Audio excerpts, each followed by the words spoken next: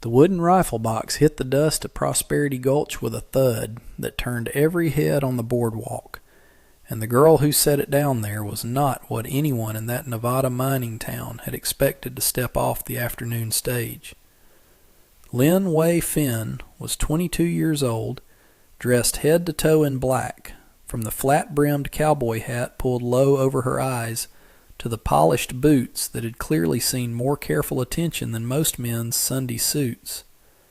She stood 5'4" in those boots, slight enough that the freight agent nearly offered to carry her trunk for her out of pity before she lifted it herself with one arm and set it beside the rifle box without so much as a grunt.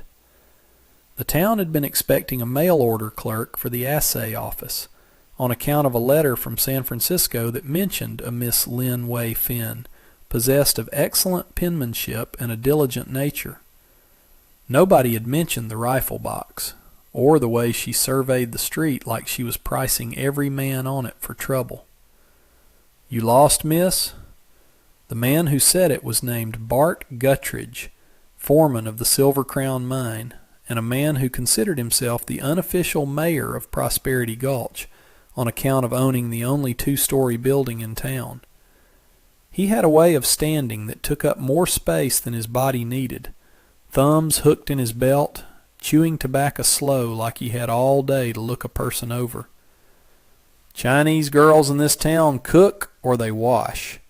Ain't seen one carry a rifle box like that's her Sunday hat." "I did not ask what Chinese girls do in this town," Way Finn said. Her voice was quiet, but it carried. "I asked where the assay office was. You have not answered." A ripple of laughter went through the men loafing outside the mercantile, though it was laughter with an edge, the kind that could turn on a person as easily as land on them. Guttridge's jaw worked the tobacco a moment longer before he spat into the dust, close enough to her boots that it was clearly meant as an answer of its own. "Assay office burned down 2 months back. Ain't been rebuilt. So whatever job you come here for, it don't exist no more." He smiled the way men smile when they think they have already won something. "But we could find use for a girl who can cook." She did not flinch, and she did not look away from him, and something about that stillness made 2 of the men behind him stop laughing. But the assay office had not burned down by accident, and Way Finn would not learn the truth of that for 3 more weeks, though the seed of it was already there in the way Guttridge's eyes flicked toward the mine office when he said it, a small tell that a more careless person would have missed entirely. She had come to Prosperity Gulch because her uncle, Feng Zhao Ming, ran a modest trading post on the edge of town, one of the few Chinese-owned establishments the local ordinances still permitted after the anti-Chinese leagues had run most of the rest out of the territory 2 summers before. Her uncle had written to her in San Francisco asking for help with the accounts, since his own eyes had grown too poor for close figures. He had not mentioned that Prosperity Gulch was a town balanced on a knife's edge, where the Silver Crown mine controlled nearly every dollar that moved through the valley, and where a man named Dutch Halloway ran the only saloon and, some said, most of what happened in the shadows behind it. Way Finn picked up the rifle box in one hand and her trunk handle in the other and started walking, and it was that walk, unhurried and entirely without apology, that first caught the attention of a rancher named Silas Pruitt, who happened to be leaning against the livery post at that exact moment, and who would later tell people he knew something was different about her before she had gone 10 steps. Silas was 31, a widower for going on 2 years, and he ran 400 head of cattle on land his father had claimed under the Homestead Act back in 1863. He was not a large man, not the kind that filled a doorway the way Guttridge did, but there was a stillness to him that made people look twice, and a habit he had of studying a problem from 3 angles before he ever opened his mouth about it. He watched Way Finn carry her own trunk past 6 men who did not offer to help her, and he watched Guttridge's spit land near her boots, and something in his chest went tight and cold in a way he had not felt since his wife died. "You need a hand with that, ma'am?" he said, stepping off the post rail. Wei Finn turned and looked at him with the same flat assessment she had given Guttridge, though this time there was no contempt in it, only calculation. "I can carry it," she said, "but you can tell me where Feng Zhao Ming's trading post is, if you know it." "End of the street, past the church. I'll walk you if that suits." It did not entirely suit her, since she had learned in San Francisco that kindness from strangers often came with a price attached. But something about the way he had spoken, plain and without flourish, made her decide the risk was small. They walked together past the Mercantile, past the saloon where a piano was already going despite the early hour, and Silas noticed that she kept the rifle box angled slightly toward her body the whole way, the way a person carries something they would defend before they would explain. Her uncle's trading post was a low, clapboard building with a hand-painted sign, and Zhao Ming came out to meet her before she had reached the step, his face breaking into the kind of smile that made the whole street feel less hostile for a moment. But the reunion was brief because Zhao Ming's eyes kept going past his niece to the mine office up the street, and there was worry in them that had nothing to do with his failing eyesight. "You look thin," he said to her in their shared tongue, then switched to English out of habit. "This is not San Francisco. You understand this." "I understand," Wei Finn said. "I am not here to understand a city. I am here to help with your accounts." Silas set down the trunk on the step and made to leave, feeling suddenly like an intruder on something private, but Zhao Ming stopped him with a hand raised. "You are the Pruitt boy. Your father bought seed grain from me for 6 years. "Yes, sir." "Then I thank you for walking my niece safely." Zhao Ming's gaze flicked toward the mine office again, that same worried tale. Safety is not something everyone in this town extends easily. That night, over a supper of rice and dried fish that Wei Finn prepared with more skill than her uncle had expected, she opened her rifle box for the first time since arriving and cleaned the weapon inside with the patient, practiced motion of someone who had done it 10,000 times before. It was a Winchester, well kept, the wood stock worn smooth in places from years of handling. Zhao Ming watched her from across the table and did not ask the question that was plainly on his face until she had finished. "Your father taught you," he said finally. "My father taught me because there was no one else to protect the house after the fires in Chinatown. He said a woman who could not defend herself was a woman who depended entirely on the mercy of others, and mercy is not something this country extends reliably to people who look like us." She set the rifle across her knees. "He was right about that, it seems, based on the welcome I received today." But that welcome, unpleasant as it had been, was the smallest of the troubles waiting in Prosperity Gulch, and Wei Finn would learn within the week that her uncle's trading post sat on land the Silver Crown mine had wanted for over a year, ever since a new vein of ore had been traced running directly beneath it. The trouble arrived formally on a Tuesday morning when a man in a gray suit that did not belong in a mining town walked into the trading post and introduced himself as Nathaniel Voss, attorney representing the Silver Crown Mining Company. He was polite in the particular way that made Wei Finn's skin go cold, the way her father used to say a rattlesnake was polite, right up until it struck. "Mr. Fang," Voss said, setting a folded document on the counter with 2 fingers, careful not to let it touch anything else. "The company has a generous offer for your property. $800, cash, payable within the week." "The land is not for sale," Zhao Ming said. The company has also become aware, Voss continued, as though he had not heard the answer, that certain permits regarding Chinese ownership of commercial property in this territory may not have been properly filed. It would be a shame for a clerical oversight to result in the county simply seizing the property outright, with no compensation at all. He smiled, and the smile did not reach anywhere near his eyes. $800 is generous, given the alternative. Wei Fin stepped forward from behind the counter where she had been tallying accounts, and Voss's eyes flicked to her with the mild surprise of a man noticing a piece of furniture had spoken. "What alternative?" she said. "Say it plainly." "I beg your pardon, miss. This is a matter for the property owner." "I am helping him with his accounts. Financial ruin is an account. Say it plainly." Voss's polite mask slipped, just for a moment, into something harder. "The alternative, miss, is that the permits get reviewed, the property gets seized for irregularities, and Mr. Feng gets nothing at all.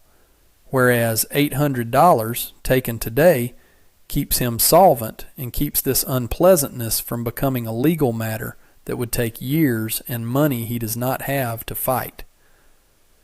But Zhao Ming did not have years, and both he and Wei Fin understood that Voss knew it, and after Voss left with the offer unsigned but the threat plainly delivered, her uncle sat down heavily on a stool and put his head in his hands, and it was the first time Wei Fin had seen him look old. "I filed every permit," he said. "I have the papers. But papers mean nothing if the county clerk decides they have been misplaced, and the county clerk owes his position to Bart Guttridge's recommendation to the territorial governor." She did not say anything comforting, because comfort was not what the moment called for. Instead, she asked to see the permits and the deed, and every scrap of paper her uncle had accumulated in 11 years of running the trading post, and she spent that night by lamplight going through every line with the same careful attention she had once given to her father's rifle. The following days brought smaller cruelties that built like weather before a storm. Someone threw rocks through the front window in the middle of the night. A supplier from the next town over suddenly found he could no longer extend credit. 2 of the trading post's regular customers, ranch hands who had bought tobacco and flour there for years, stopped coming in at all, and word came back through Silas Pruitt, who had taken to stopping by more often than strictly necessary, that Guttridge had made it known that doing business with Feng's trading post would not sit well with the mine. "You should not keep coming here," Wei Fin told Silas on one of those visits, though there was less conviction in it than she intended. "It is not good for your standing in town." "My standing in town was never much to begin with," Silas said. "I keep to myself, run my cattle, and mind my own business, which around here is apparently a scandal on its own." He set down a sack of feed corn on the counter that he had bought without needing, purely as an excuse to be there.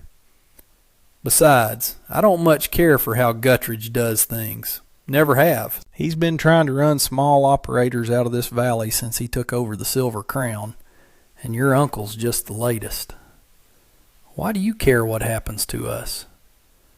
Silas considered the question seriously before answering, the way he considered everything.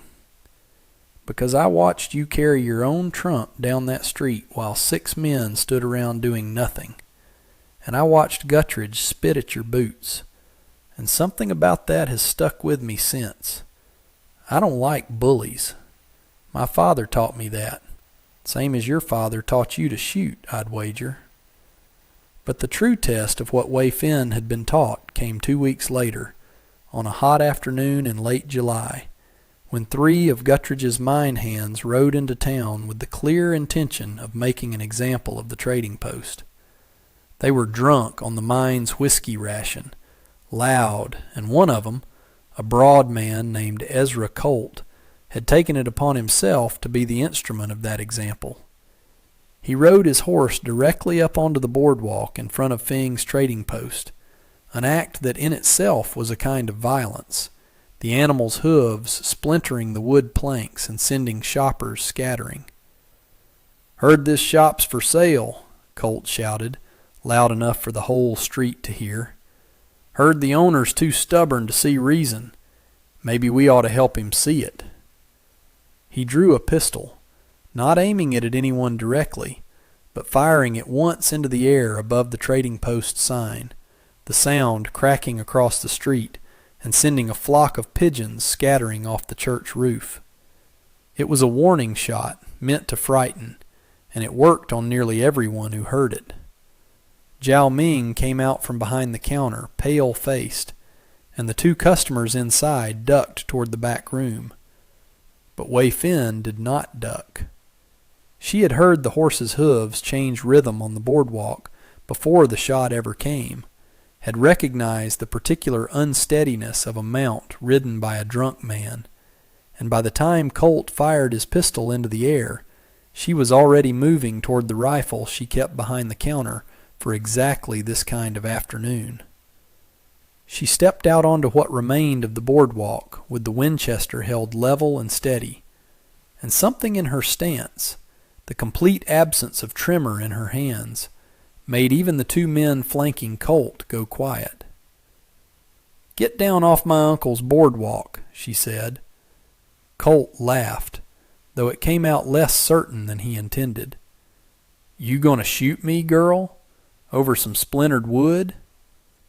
"I am going to shoot the bottle on that fence post 40 yards behind you," she said, "so that you understand exactly how still my hands are. And then you are going to decide whether you want to test whether they stay that still if you fire another shot near this building."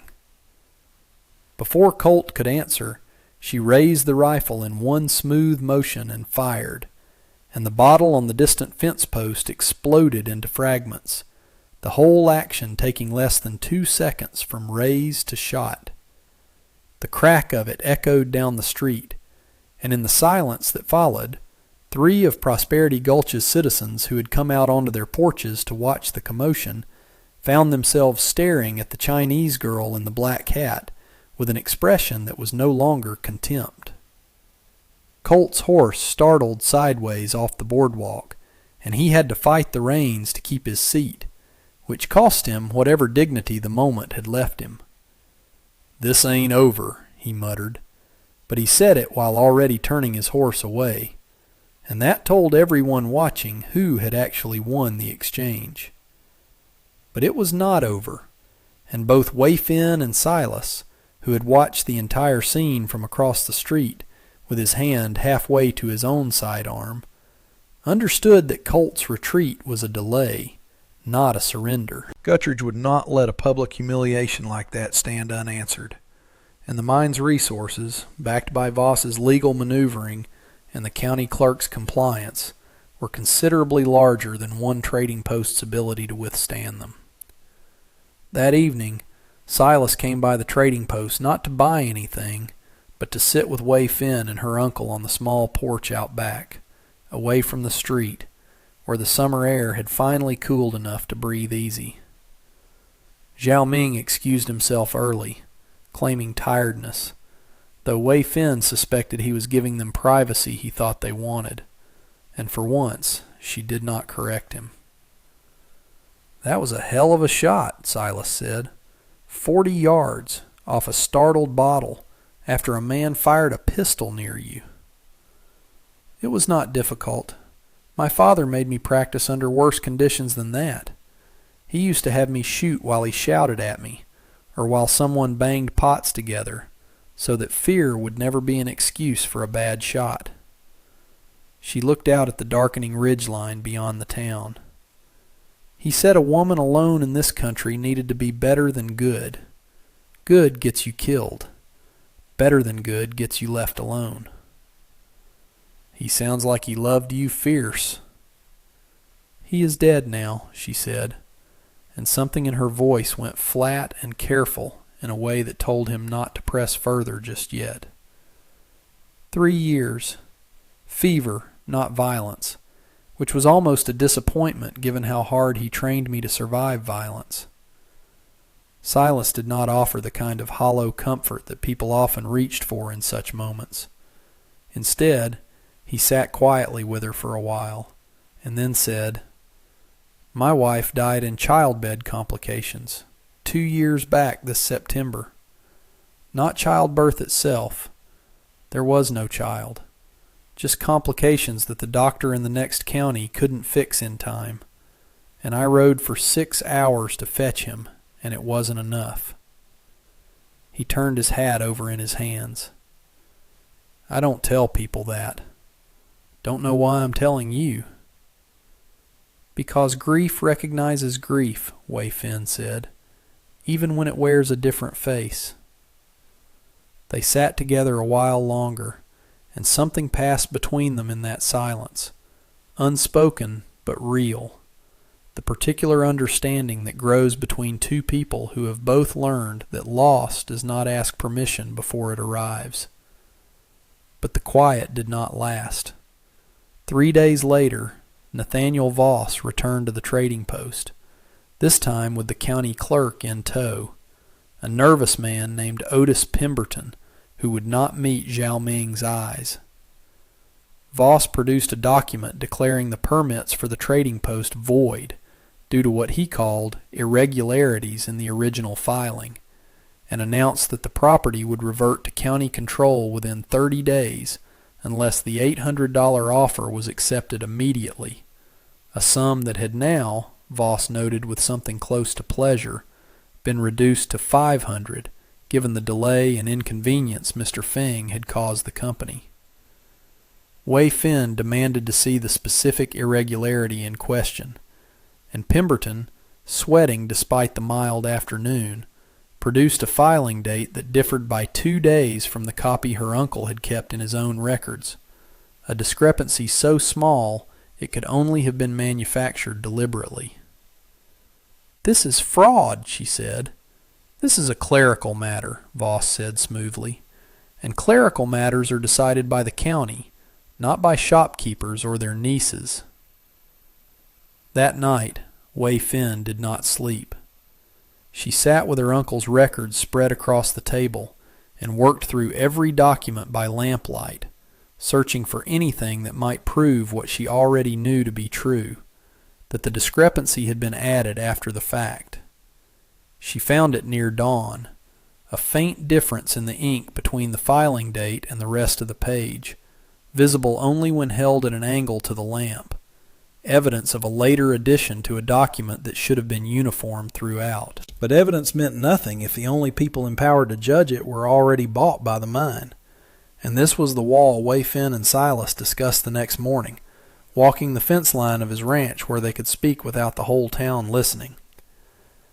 "Territorial court in Silver City would hear an appeal," Silas said, "but that's 4 days' ride, and the mine's got money enough to make sure any judge up there sees things Guttridge's way too, given enough persuasion." "Then persuasion is not the answer. Proof is the answer, delivered to someone the mine has not yet bought." Wei Fin stopped walking and looked at him directly.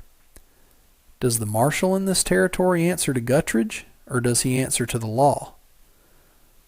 "Marshal Boone Whitfield rides a circuit through 6 counties. Comes through here maybe once a season. He's incorruptible far as anyone knows, mostly because Guttridge hasn't found a way to reach him yet. But nobody knows exactly when he's due through again." "Then we find out," Wei Fin said, "and we make certain he sees this evidence before the 30 days run out." It was during this search for the marshal's whereabouts that the deeper truth of Prosperity Gulch's troubles finally surfaced, delivered not by careful investigation, but by an accident of timing.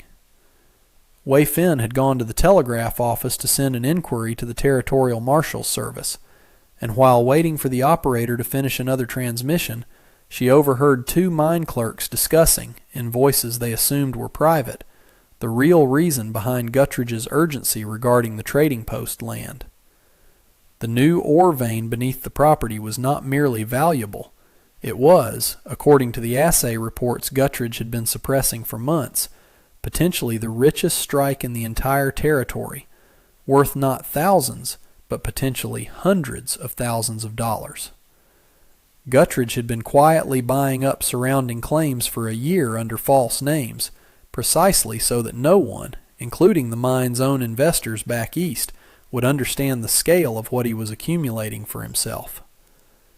Jiao Ming's trading post sat at the exact center of the vein, and Guttridge intended to have it one way or another, through purchase, through fraud, or eventually, if those failed, through means the clerks did not name aloud, but implied clearly enough. This was the danger that had been circling since the moment Wei Fin stepped off the stage, larger and more personal than either she or her uncle had understood, and it explained, finally, why the assay office itself had burned 2 months prior, since it had likely held the original untampered survey that would have exposed the vein's true value before Guttridge was ready. She carried this knowledge back to the trading post with a coldness settling into her chest that had nothing to do with fear and everything to do with clarity. This was no longer a matter of rude men and small cruelties. This was a matter of a powerful man willing to destroy her family entirely to conceal his own theft, and against that kind of danger, a single well-placed rifle shot at a bottle would not be enough. She told Silas that evening, and watched his face go through the same recalculation hers had, from anger at petty bullying to something graver and more determined.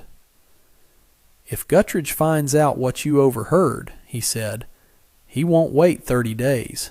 He'll act tomorrow." "Then we do not give him tomorrow," Wei Fin said. "We ride for the marshal tonight." The ride to intercept Marshal Whitfield's circuit route was not without its own peril, since it meant traveling through the pass above town in darkness, over terrain that even in daylight demanded careful attention. Silas rode with her, against her initial objection that he had no obligation to risk himself further, an objection he dismissed with the simple observation that he had already decided where he stood on this matter and did not intend to reconsider it now. They rode through the night, the rifle box strapped behind Wei Fin's saddle, and reached the crossroads settlement of Draper's Bend by first light, where a telegraph operator confirmed that Marshal Whitfield was expected through within 2 days, delayed by trouble in a neighboring county. 2 days was cutting it dangerously close to Guttridge's likely timeline once he learned his secret had been overheard, but it was the only path available, and Wei Fin sent word ahead requesting the marshal's presence in Prosperity Gulch at his earliest convenience, citing evidence of fraud and land theft that required his direct attention. But word of their ride had already reached Guttridge by the time they returned, carried by one of his men who had seen them leave in the night and drawn the correct conclusion.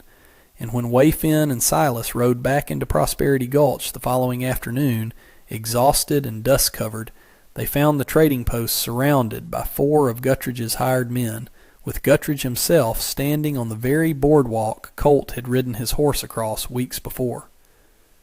"Where you two been riding off to in the middle of the night?" Guttridge said, his tone still carrying that same practiced pleasantness that Wei Fin had learned to recognize as the most dangerous register a man like him possessed. "Nowhere that concerns you," Wei Fin said, dismounting slowly, keeping her body between the rifle box and the men surrounding the porch. "Everything in this town concerns me, missy. That's the whole point of owning it." Guttridge stepped down off the boardwalk. "Your uncle's 30 days are up early, on account of some new information come to my attention. Seems you two have been telling tales to territorial law about my business dealings.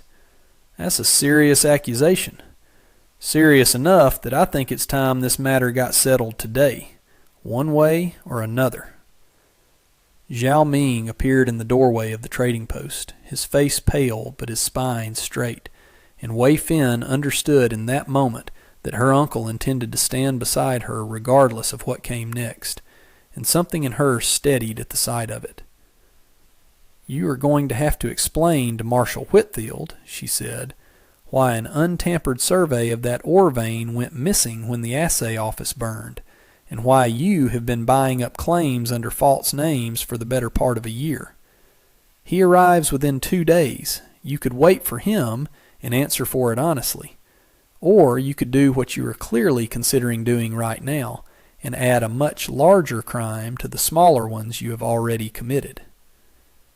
Guttridge's practiced pleasantness cracked just slightly at the mention of the specific details she had named, and in that crack Wei Fin saw confirmation of everything the mine clerks had said. "You don't know what you're talking about," he said, though his voice had lost some of its certainty. "I know precisely what I am talking about, Mr. Guttridge, and so do the 2 clerks in your assay office who discussed it within earshot of the telegraph line this week. If something happens to me, or to my uncle, or to Mr. Pruitt here, that conversation will not stay a secret. It will reach the marshal regardless of what happens today." But Guttridge, cornered and aware of how much he stood to lose, made the calculation that violence now might still be preferable to exposure later, and he gave a small nod to the 4 men flanking him, a signal Wei Fin recognized a half-second before it was fully given. She moved before any of them, dropping to one knee and pulling the rifle from its box in a single fluid motion honed by 10,000 hours of practice, and had the weapon leveled and cocked before the nearest of Guttridge's men had cleared leather.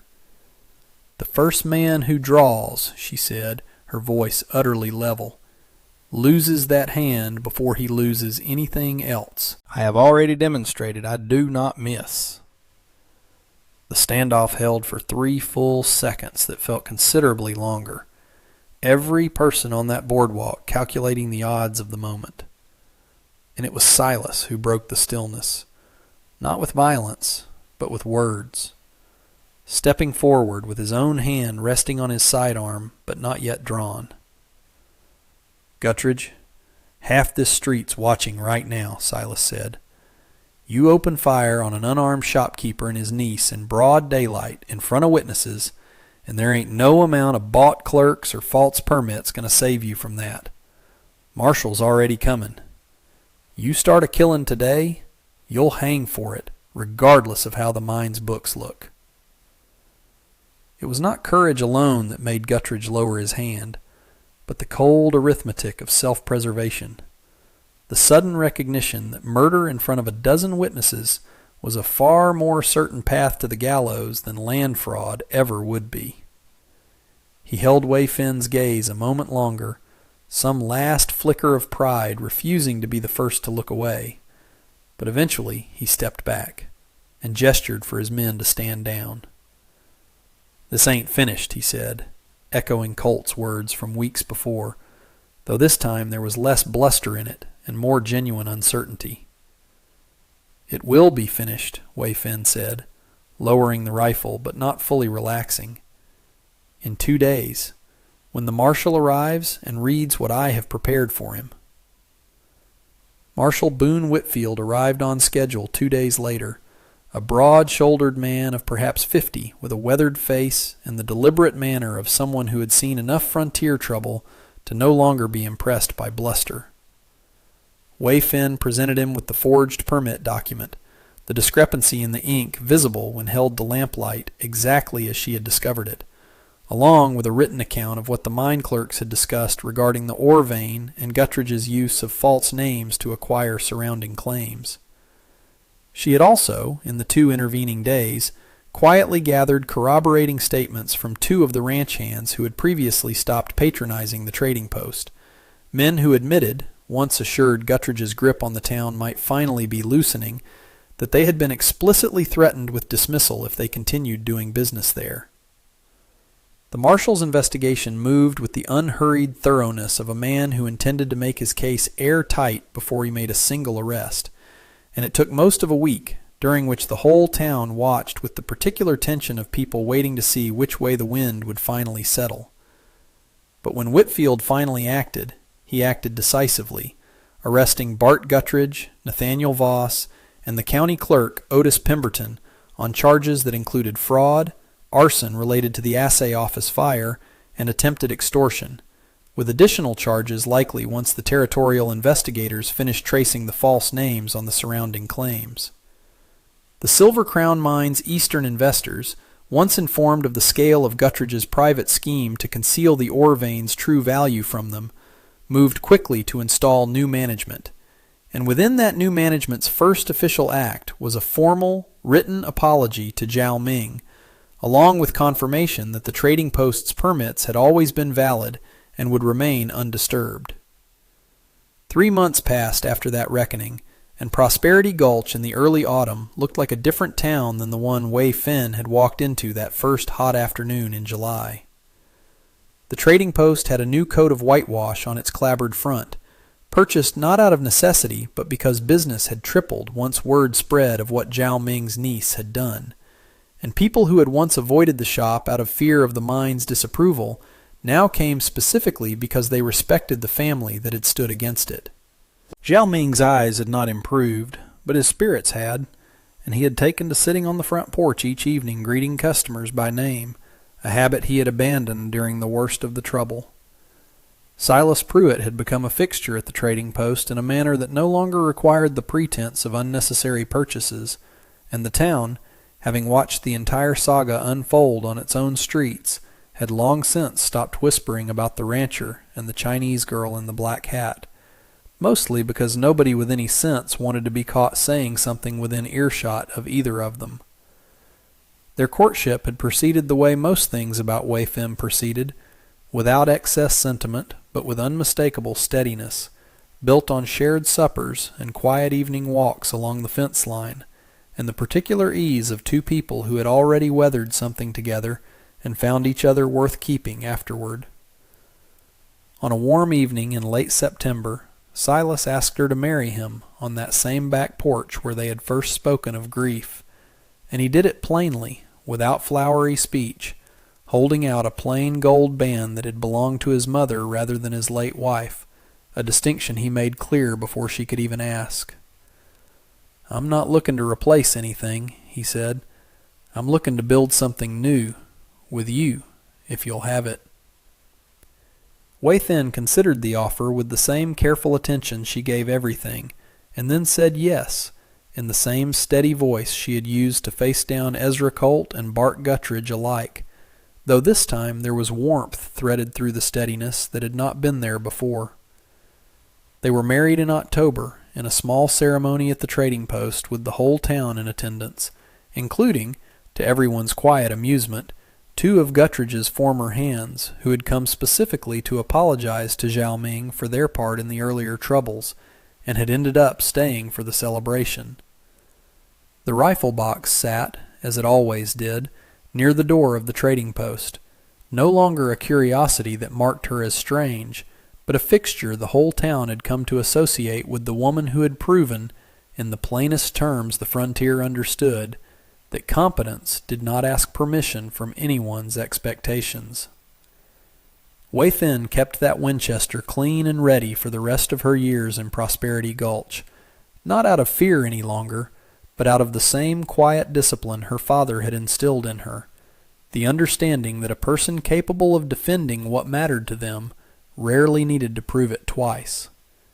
And when new arrivals stepped off the stage in later years and asked the old-timers about the woman who ran the trading post with her husband out at the Pruitt Ranch, they were told, without exception, the same story, of a girl in a black hat who had been labeled fragile by a man who never once bothered to look past his own assumptions, and who had answered that assumption not with anger, but with a single, perfectly placed shot that echoed down Main Street long after the sound of it had faded.